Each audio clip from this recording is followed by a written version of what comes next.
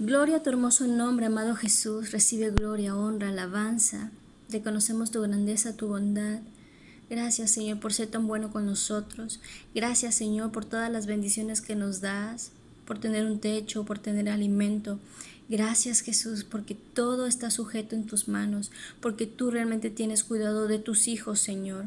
Y Padre, hoy ponemos también este tiempo especial en tu mano, Padre, para que tu Espíritu Santo nos enseñe y nos hable a nuestra mente, a nuestro corazón, a nuestra conciencia, Señor, redarguyéndonos y perfeccionándonos, Padre, en nuestro caminar contigo hasta tu venida. Gracias, Jesús. Amén. Bueno, hoy vamos a leer todo el capítulo 2 del libro de Tito. Dice así la bendita palabra del Señor. Pero tú habla lo que está de acuerdo con la sana doctrina, que los ancianos sean sobrios, serios, prudentes, sanos en la fe, en el amor, en la paciencia. Las ancianas asimismo sean reverentes en su porte, no calumniadoras, no esclavas del vino, maestras del bien, que enseñan a las mujeres jóvenes a amar a sus maridos y a sus hijos, a ser prudentes, castas, cuidadosas de su casa, buenas, sujetas a sus maridos, para que la palabra de Dios no sea blasfemada. Exhorta asimismo a los jóvenes a que sean prudentes, presentándote tú en todo como ejemplo de buenas obras, en la enseñanza mostrando integridad, seriedad, palabra sana e irreprochable, de modo que el adversario se avergüence y no tenga nada malo que decir de vosotros. Exhorta a los siervos a que se sujeten a sus amos, que agraden en todo, que no sean respondones,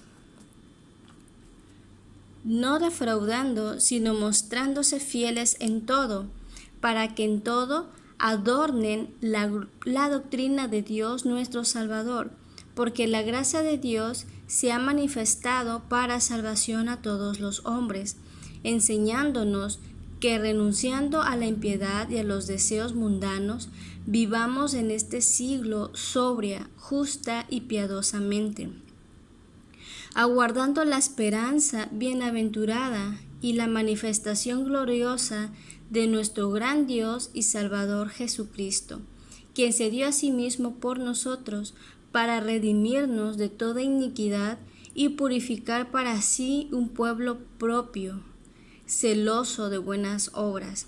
Esto habla y exhorta y reprende con toda autoridad. Nadie te menosprecie. Amén. Bueno, la verdad que me gustó mucho este capítulo.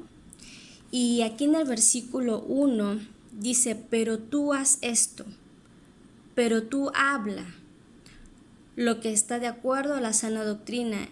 Ya habíamos visto en la enseñanza anterior que abarcó todo el capítulo 1 de Tito, y ya habíamos hablado en el 1:10 que habla de los contumaces, los habladores de vanidades, los engañadores y los que querían judaizar al pueblo. Bueno, todos ellos, los rebeldes, los contenciosos, los que hablaban puras cosas sin sentido, ellos podían de alguna manera enseñar legalismos judía y fábulas, pero Tito debía enseñar lo que esté de acuerdo con la sana doctrina. ¿Cuál es la sana doctrina? Es la doctrina de los apóstoles, la que nuestro Señor Jesucristo nos dejó a través de ellos, y es un tema que ya también lo hemos desarrollado con anterioridad. ¿Sí? Entonces la sana doctrina está centrada en la obra redentora de Jesucristo. Ahora, y eso también nos conlleva a vivir correctamente. Si llevamos a cabo la sana doctrina, podemos fomentar con nuestra vida lo que refleja la sana enseñanza bíblica. Y esto no es un consejo es un consejo total para todos, porque no podemos escapar de esto. La Biblia es un libro que nos dice cómo vivir, y Pablo lo llevó a cabo en su vida y lo enseñó a otros. El apóstol Pablo quería que Tito cumpliera con la orden del mismo Señor Jesucristo, el cual nos dejó en Mateo capítulo 28, versículo 19 al 20, y dice: por tanto, id y hacer discípulos a todas las naciones, bautizándolos en el nombre del Padre y del Hijo y del Espíritu Santo, enseñándoles que guarden todas las cosas que os he mandado. Esto es lo que debemos de guardar, lo que Jesús nos mandó a través de sus propias palabras y a través de sus apóstoles. Y aquí yo estoy con vosotros todos los días hasta el fin del mundo. Ok, y bueno, continuando con el versículo 2 de la lectura inicial, también nos habla sobre los ancianos, pero aquí no nos está hablando sobre los obispos, como el tema que vimos en Tito 1, sino que ya se refiere a un sector de la iglesia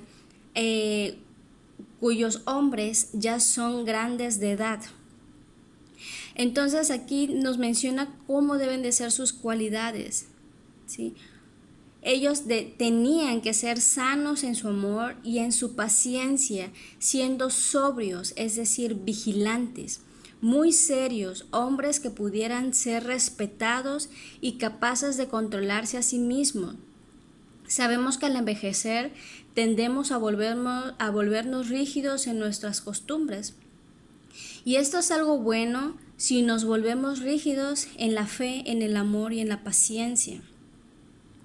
La palabra paciencia en griego es upomone, que significa una resistencia firme y activa, por lo que los ancianos no debieran solamente esperar pacientemente hasta que pasen al otro mundo, sino resistir activamente los retos de la vida, incluso los desafíos de la vejez.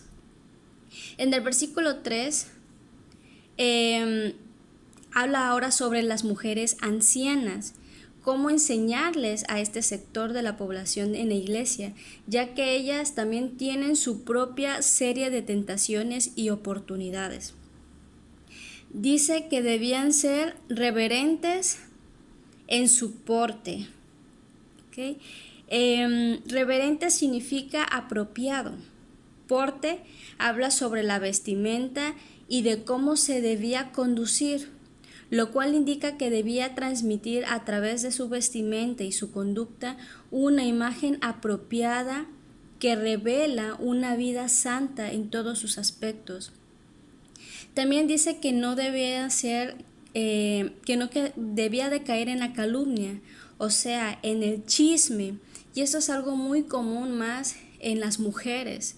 Entonces, como mujeres, debemos apartarnos y tener mucho cuidado de no caer en este pecado de hablar lo que no nos conviene y hablar tampoco lo que no nos consta. Eso es chisme, calumnia. También dice apartarse de la esclavitud del vino. Aquí la palabra esclavas del vino, esclavo, viene del griego doulos, que significa atadura. Entonces vemos que esto era ya una problemática en las mujeres de edad de este tiempo en la isla de Creta. Ya había una atadura como un vicio ya muy arraigado en las mujeres de edad. Por lo cual Pablo lo reconoce y ve que este asunto necesitaba una instrucción específica. También dice que debían ser maestras del bien, lo que muestra que Dios puede usar la sabiduría y la experiencia de ellas para enseñar a las más jóvenes.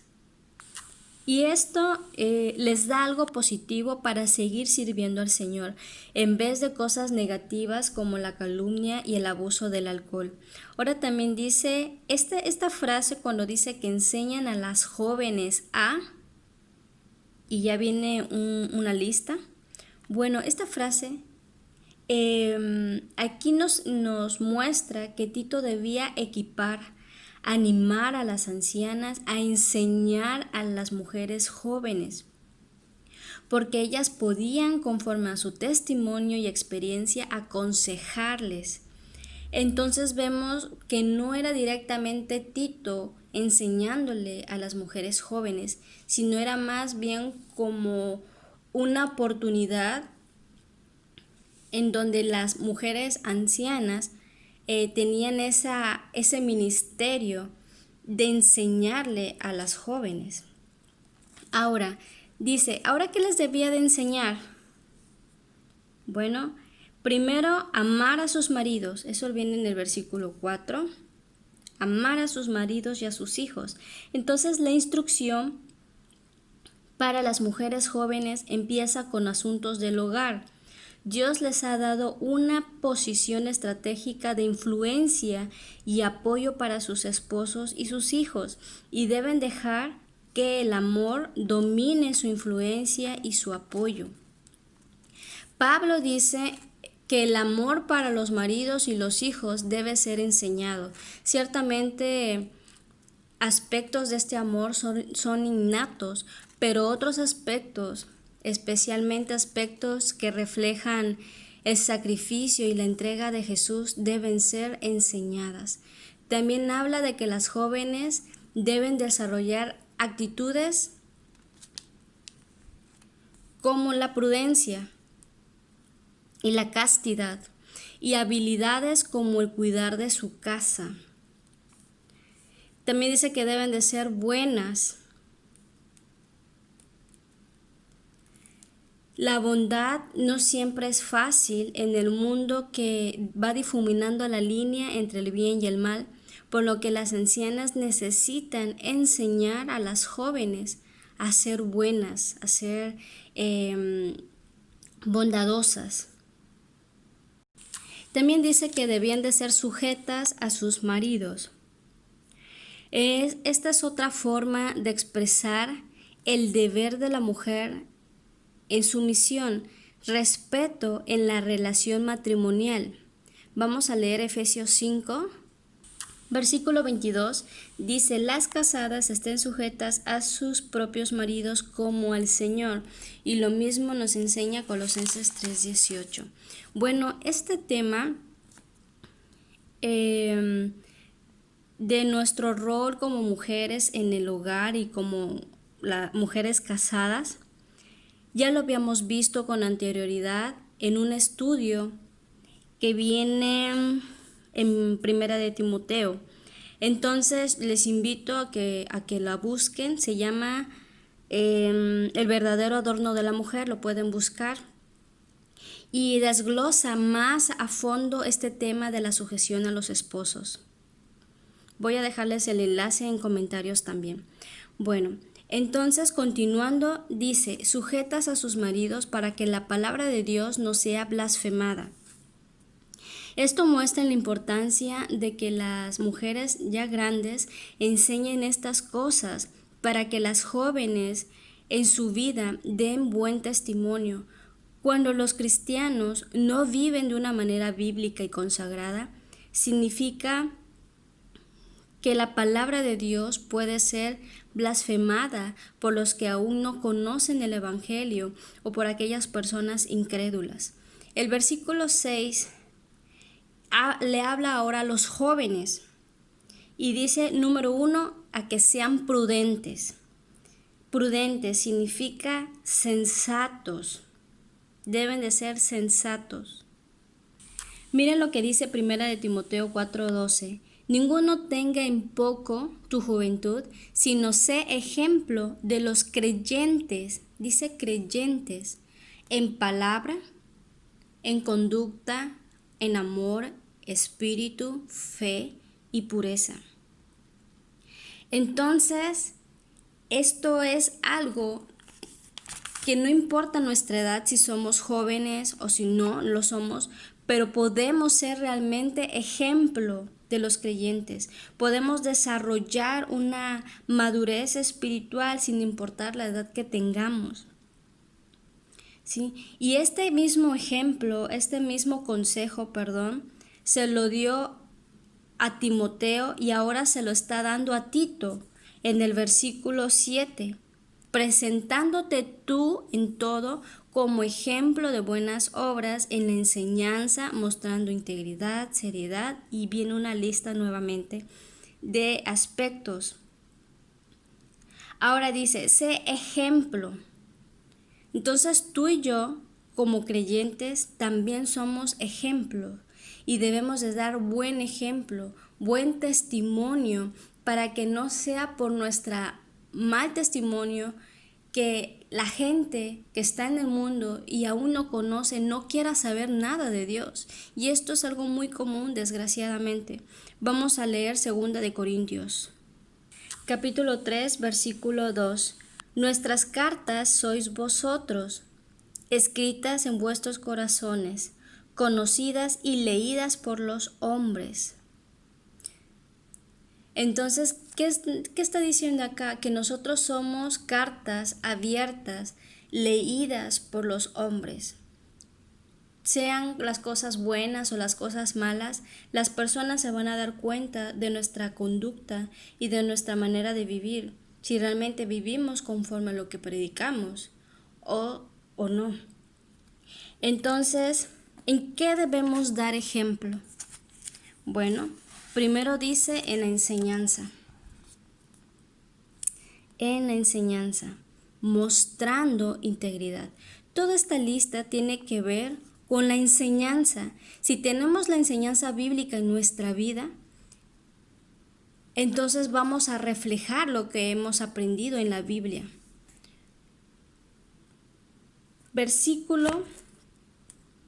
Y continúa el versículo 7, dice, en integridad.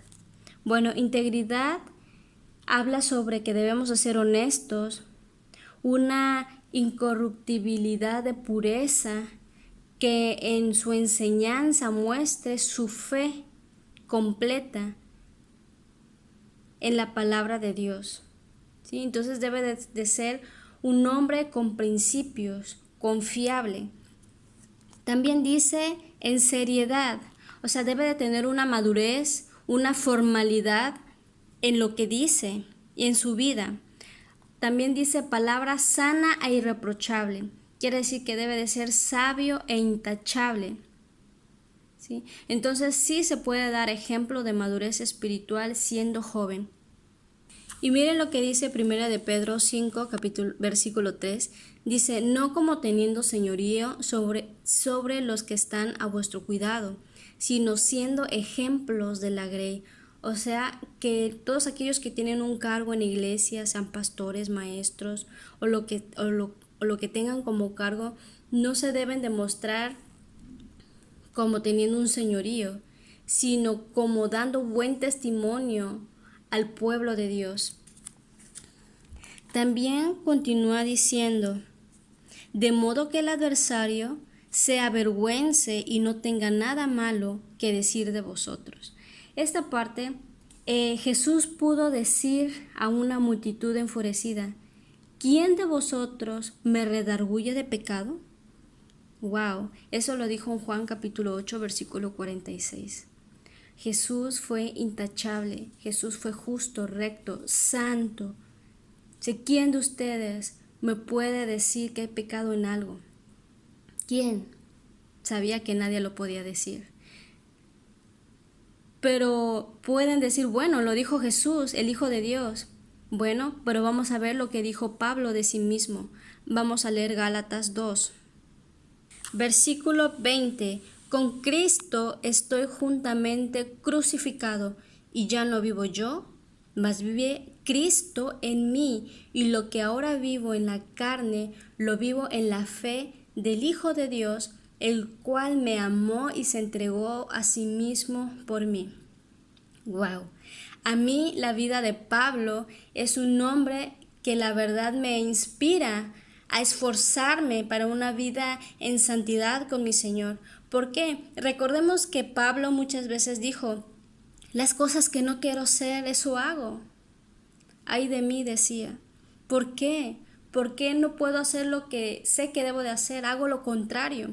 Pero él fue creciendo, él fue madurando en su fe, en su relación con Dios, hasta que llegó a este punto. Ya no vivo yo. He crucificado a mi carne, así como Cristo crucificó su carne en la cruz y se entregó voluntariamente en esa cruz. Ahora ya no vivo yo, sino vive Cristo en mí. Ahora hago lo que Cristo me enseña que debo de hacer. Y ya no vivo en este mundo haciendo lo que yo quiero, sino ahora vivo creyendo en Jesucristo. Vivo haciendo lo que Jesús me dice que debo de hacer.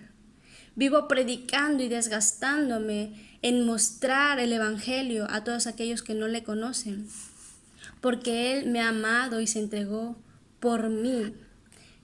Eso es lo que está diciendo el apóstol Pablo aquí. Entonces, si vivimos de esta manera, el adversario, que es Satanás, no tendrá nada malo de qué acusarnos delante del Padre, así como lo quiso hacer con Job. ¿Recuerdan esa historia? Ahora dice el versículo 9 y 10. Sí, aquí habla sobre los siervos. Dice que deben de sujetarse a sus amos. Y este tema se explica mejor en Efesios 6. Versículo 5. Siervos, obedeced a vuestros amos terrenales con temor y temblor, con sencillez de vuestro corazón, como a Cristo. Entonces, aquí habla de ser empleados eficientes, responsables, que no faltan al respeto a sus jefes, no defraudando tampoco. ¿Sí? Aquí habla sobre no defraudar en el 10, sino mostrándose fieles en todo.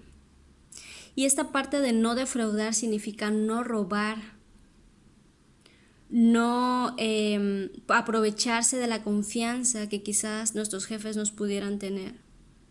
Y nuevamente de esta manera podemos mostrar la belleza del Evangelio con la forma en la que vivimos. Por eso dice aquí, para que en todo adornen la doctrina de Dios, nuestro Salvador. En sí la doctrina de nuestro Señor Jesús es hermosa, pero ¿cómo podemos exaltar esa grandeza, ese Evangelio a través de una vida santa y pura, ya que somos cartas abiertas, expuestas a los seres humanos? El versículo 11 al 15 ya habla de otro tema, habla de la gracia. Y vamos a prestar mucha atención en este punto. Dice, porque la gracia de Dios se ha manifestado para salvación a todos los hombres.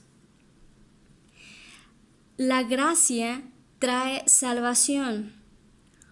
Usted no sale y consigue salvación. Esta llega a usted al recibir a Jesucristo. Pablo aquí estaba aconsejando a Tito que requiriera de los cretenses que vivieran vidas que adornaran el Evangelio con sus vidas santas. No hay excusa para que un creyente viva una vida de derrota y fracaso, porque la gracia de Dios se ha manifestado para salvación a toda la humanidad y se manifestó en su Hijo Jesús hace más de 2000 años, revelando su Evangelio, las buenas noticias de salvación. Él murió por nosotros y resucitó de los muertos. Recordemos lo que dice Efesios capítulo 2:8, porque por gracia sois salvos por medio de la fe, y esto no depende de nosotros, pues es un regalo de Dios. Entonces, aquí también podemos notar la misericordia. Y la misericordia es la compasión de Dios que le impulsó a Él a enviar a su Salvador a la humanidad. Pero también hay algo importante que debemos diferenciar. Dios ama a los seres humanos, pero no nos salvó por su amor. El amor también es el motivo divino Pero Dios no es solo amor, Él es también recto, Él es también santo y justo. Entonces las demandas santas de Dios, sus demandas justas y sus normas rectas tenían que ser llenadas, debían de ser satisfechas. El amor de Dios puede ansiar salvarnos, pero la ley inmutable de la justicia de Dios no se podía hacer pasar por alto. Entonces, el amor aquí resulta impotente para hacerlo, ¿sí? Por lo tanto, Cristo, al morir por nosotros, por nuestros pecados, satisfizo las demandas santas de la justicia de Dios.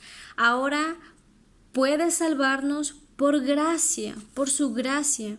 Y cuán maravilloso es ser salvos por la gracia de Dios.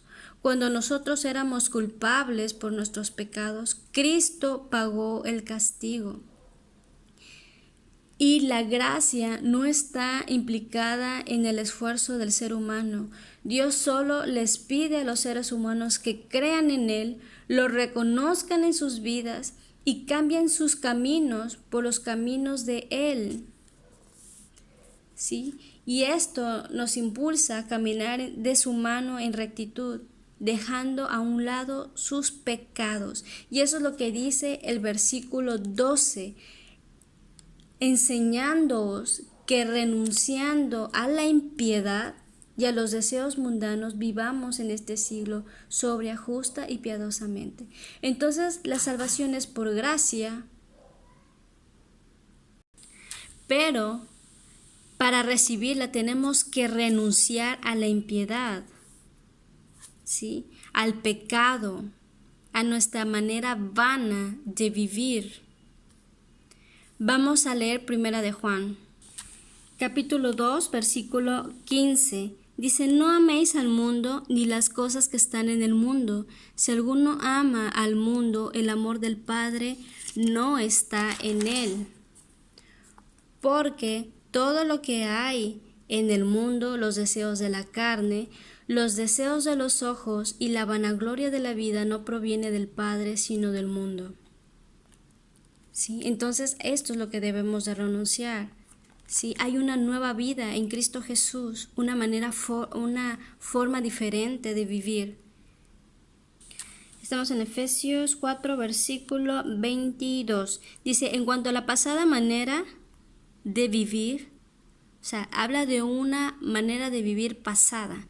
Dice, despójense del viejo hombre que está viciado conforme a los deseos engañosos y renuévense en el espíritu de vuestra mente. Aquí debemos de renovar nuestra manera de pensar, nuestra mentalidad. ¿Y cómo? A través de la Biblia. Dice, y vístanse del nuevo hombre, creado según Dios en la justicia y la santidad de la verdad, cosa que el mundo no tiene. El mundo no puede ser justo, no actúa con justicia, no actúa con santidad, con integridad de la verdad. ¿Y cuál es la verdad? El Evangelio, fundamentada en Jesucristo y en lo que Él nos enseñó a través de sus apóstoles. Entonces, ¿qué más podemos ver aquí? Dice, habla que debemos de vivir en este siglo, o sea, en este mundo, con sobriedad, o sea, con autocontrol, justa, como debe de ser con el prójimo, con justicia y piadosamente, es decir, tomar en serio a Dios. ¿Sí?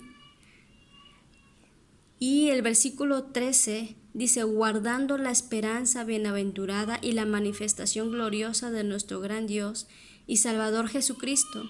Todo aquel que tiene esta meta y este objetivo que es agradar a Dios y renunciar a su manera pecaminosa de vivir, lo hace porque este es su objetivo. Tiene una esperanza de que nuestro Señor va a regresar por su iglesia, por una iglesia santa. Y esa es nuestra esperanza y debemos de guardarnos de tal manera que podamos esperar y mantenernos en esa búsqueda constante. Ahora el versículo 14, ¿qué más hizo Jesús? Dice que nos redimió. Se entregó a sí mismo por nosotros, voluntariamente. Redención significa ser liberado de la esclavitud a través del pago de un rescate. Y Él pagó nuestro rescate con su sangre, con su vida. ¿De qué nos rescató? De la iniquidad, de la maldad, del pecado, que nos llevaba a la desaprobación, a la muerte espiritual y a la muerte eterna. Romanos 6:23, porque la paga del pecado es muerte, o sea, la consecuencia del pecado es la muerte, mas la dádiva, el regalo de Dios es vida eterna en Cristo Jesús, Señor nuestro. Entonces, esto es algo más, no tan solo nos ha perdonado, sino que también nos ha redimido, ¿sí? Nos ha justificado como para hacer de nosotros un pueblo propio. Primera de Pedro 2:9, mas vosotros sois linaje escogido, real sacerdocio, nación santa, pueblo adquirido por Dios, para que anunciéis las virtudes de aquel que os llamó de las tinieblas a su luz admirable. Son de mis textos favoritos. Él nos llamó, Él nos escogió, Él nos santificó. Cuando tú y yo le reconocemos y nos arrepentimos genuinamente, Él nos limpia, nos redime.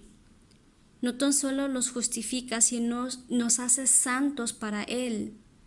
Sí, Él nos ha arrancado de las tinieblas de nuestra vana manera de vivir y nos ha sembrado en su luz admirable. Y esto dice, habla, exhorta y reprende con toda autoridad.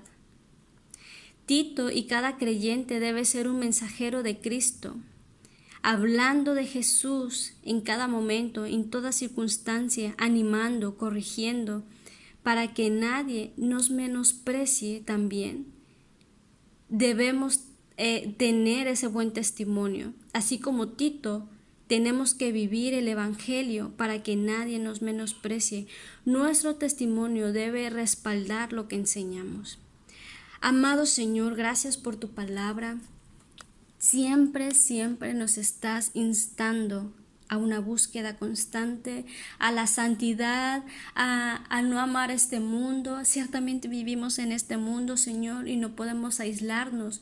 Pero Dios, tú lo que nos estás diciendo es, esfuérzate, hijo. No te contamines, hija, avanza, no te avergüences del Evangelio, predica, métete en una intimidad conmigo. Sé tú el que me busque en cada mañana, el que se esfuerce.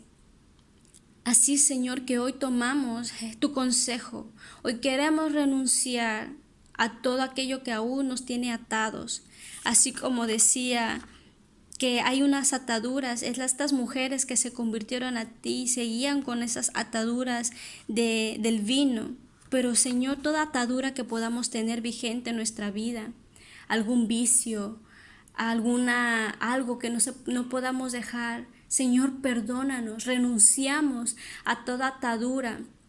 Y tú lo puedes decir, atadura de pornografía, atadura de alcohol, atadura de adulterio, atadura de mentira, atadura de robo. Yo renuncio a eso en el nombre de Cristo Jesús y te pido perdón, Padre Santo. Libértame por completo. Recibo tu gracia en verdad de hoy en adelante. Renuncio a mi pecado. Ya no quiero vivir atado a mis pasiones, ya no quiero vivir atado a mi carne y quiero avanzar en integridad, en una búsqueda constante.